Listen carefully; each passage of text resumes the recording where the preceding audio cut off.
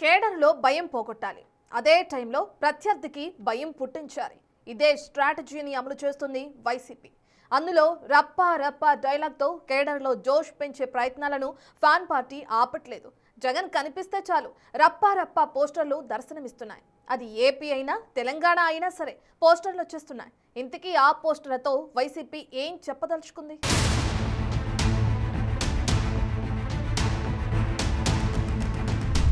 సందర్భం ఏదైనా సరే రప్ప రప్పనే.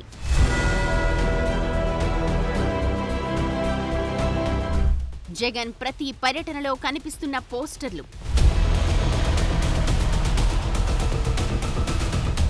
కోర్టుకు వెళ్లినా పెళ్లికి వెళ్లినా అవే సీన్లు. రప్ప రప్ప ఇది ఓ సినిమాలోని ఫేమస్ డైలాగ్.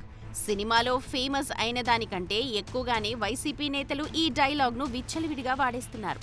సందర్భం ఏదైనా సరే రప్ప రప్ప అంటున్నారు. ఎంతలా అంటే ఈ రప్ప రప్ప డైలాగ్ చుట్టూనే కొన్ని నెలల పాటు ఏపీ పాలిటిక్స్ నడిచాయంటే జోక్ కాదు.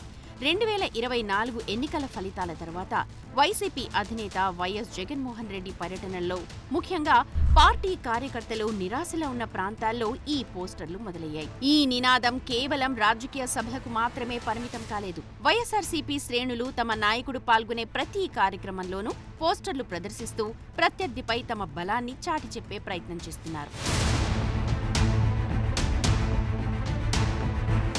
జగన్ కోర్టులకు అటెండ్ అయినప్పుడు కూడా కార్యకర్తలు రప్ప నినాదాలతో హోరెత్తాయి. మొన్న ఆదాయానికి మించిన ఆస్తుల కేసులో జగన్ హైదరాబాద్ నాంపల్లి సిబిఐ కోర్టుకు వెళ్లారు.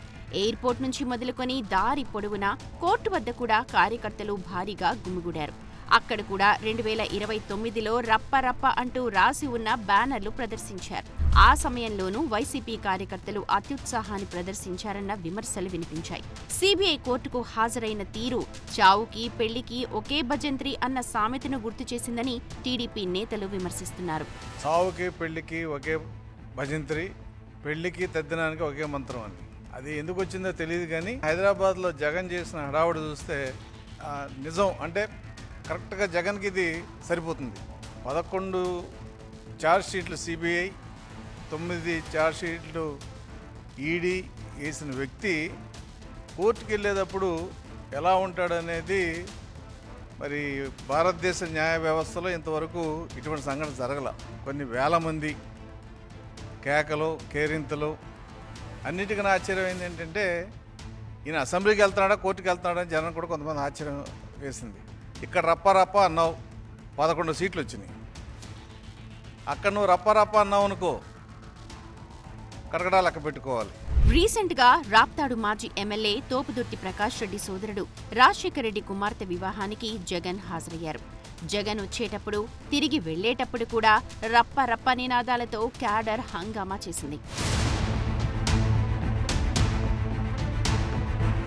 ఎన్నికల్లో ఓటమి తర్వాత నిరాశలో ఉన్న పార్టీ శ్రేణుల్లో కొత్త ఉత్సాహాన్ని నింపేందుకు వైసీపీ రప్పను వాడుకుంటుంది అన్న విమర్శలు వస్తున్నాయి. ఓటమి తాత్కాలికమని మళ్లీ స్ట్రాంగ్ గా కంబ్యాక్ కావడానికి సిద్ధంగా ఉండాలన్న స్ఫూర్తిని వారిలో నింపినట్టు అవుతుందని పార్టీ భావిస్తోంది.